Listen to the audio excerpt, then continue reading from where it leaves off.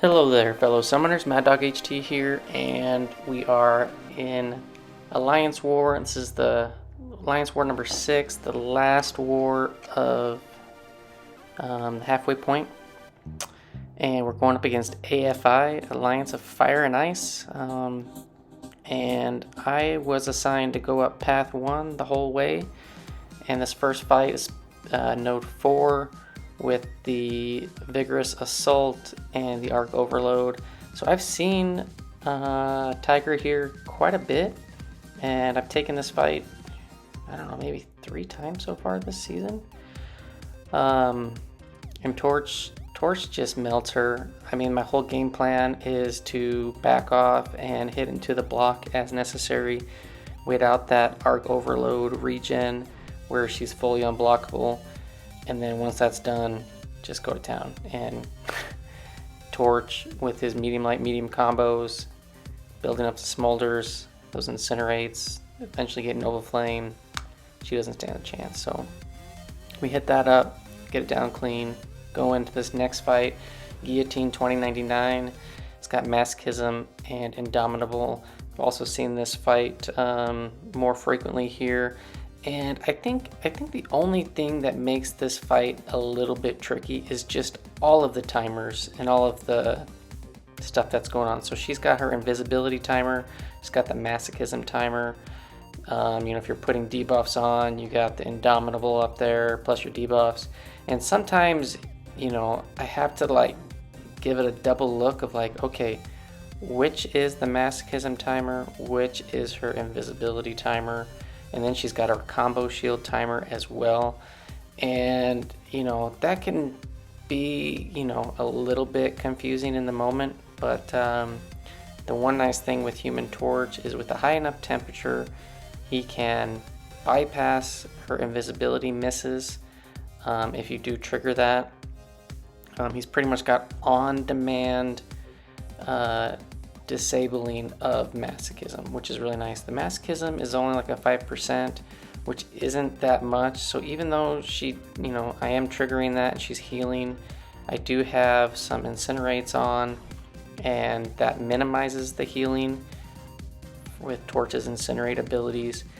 And yeah, it's just always nice to have that disabled. You can get some nice easy parries in, and then get your heavy to knock down her invisibility shield that she can activate. And yeah, that one was pretty good. A little bit of chip damage, but nothing to sneeze at.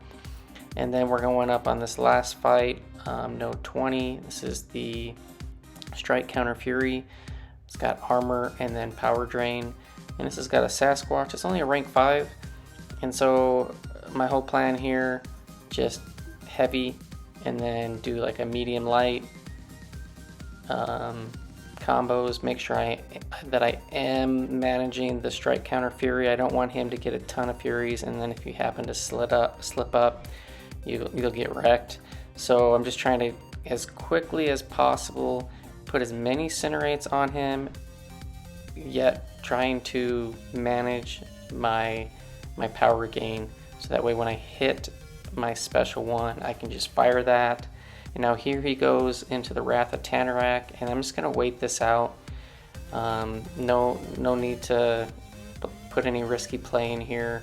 And then once it's waited out, I can parry again. He's not stun immune, and we're just going to go back to town. It's got a little bit of Mystic Dispersion on this guy, but nothing too crazy. And yeah, he goes down pretty quick. Nothing too bad, and manage those Fury stacks. So yeah, not too bad. Then I'm rolling over to the left side, still on path 1, and we have this Wasp on Vigor and Indomitable on node 30. And we're going in with Thing. Thing is a great option here. It's because he's shock immune, and while I think she might regen once or twice towards the beginning. Once I build up some rock stacks and I can get some power and I start throwing some specials, Wasp will go down fairly quick. And I think towards the end she goes kind of passive. For me, I generally liked her to have her throwing her special ones. They're easy to just get out of range.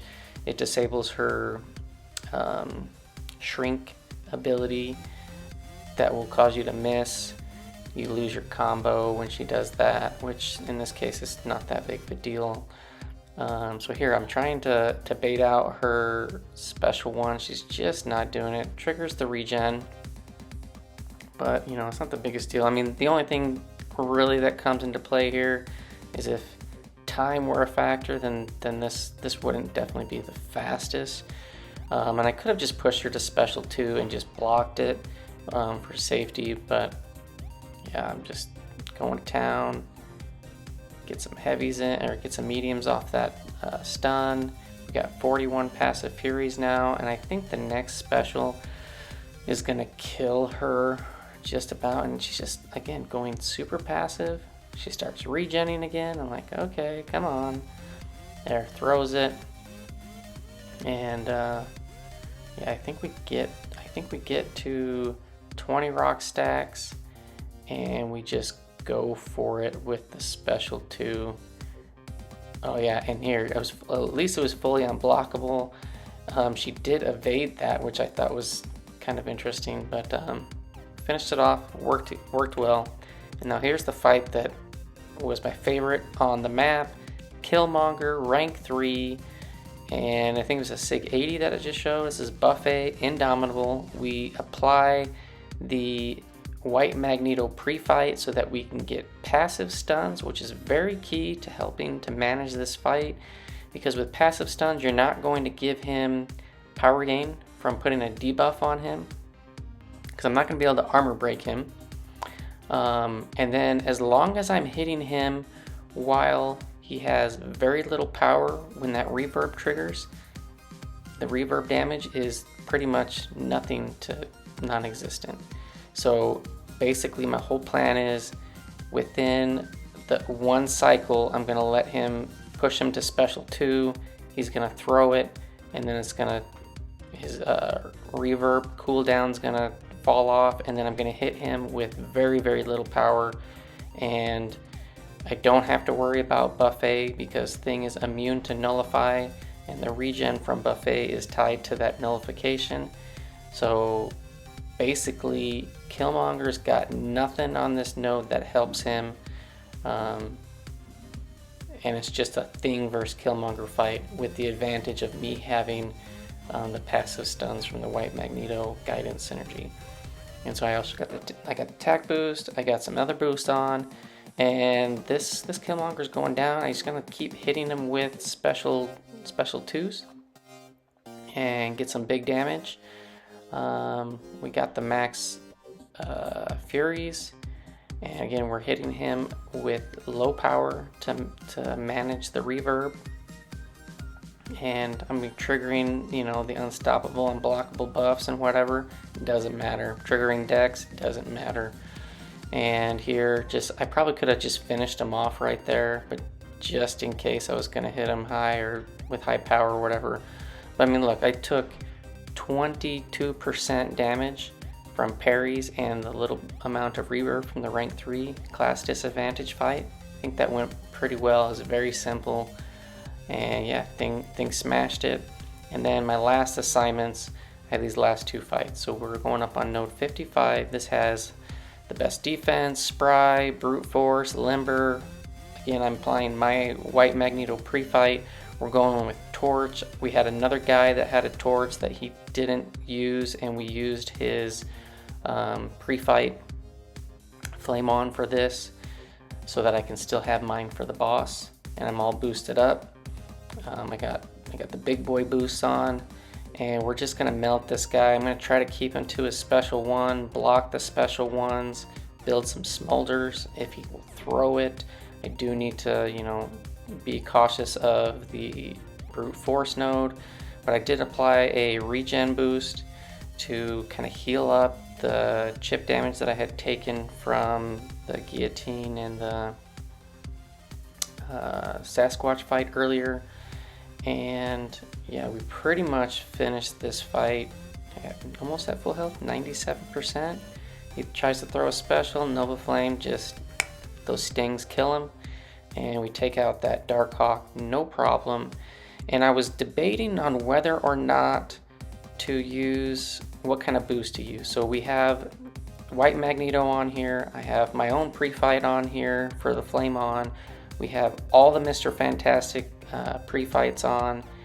I put on a 12% power attack boost, a special boost. I didn't put on like a power back boost just because Torch's L2 doesn't do that much damage to get any power back.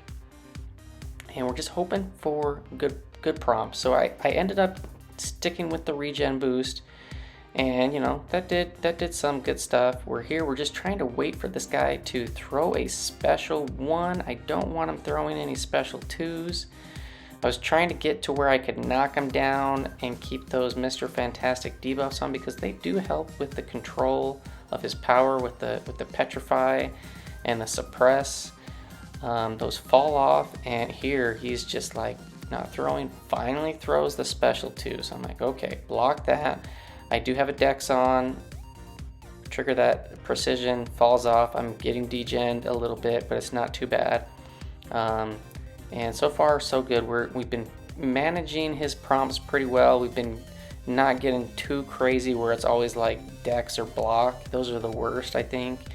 The others with like charge a heavy or hold a block or get into the corner, use a special attack, punish a special attack.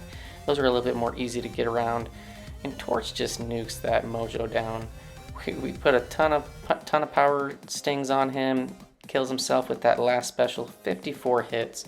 Super clean. I think that's probably my cleanest kill ever. I mean, I did take 1 set of degen from that dexterity, but yeah, pretty good overall. Our battle group did really well. We only died twice.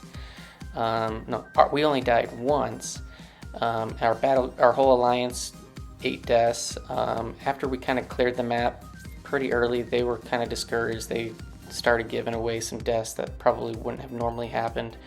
But good job to A.F.I. Yeah, so we had 7 fights, 7 kills, no deaths. Got the boss kill on this one, which is pretty sweet. So we're turning around. I'm turning around. Hopefully not screw up anymore and die. So on the season, I have 39 fights, 38 kills, 3 deaths. We moved up 11 spots. We are now in Platinum 1 and 4 and 2. So we lost the first 2 wars of the season. They were pretty close wars, kind of unfortunate. And we've rattled off 4 in a row. We're on a hot streak. Hopefully we can keep this up and just keep climbing that leaderboard.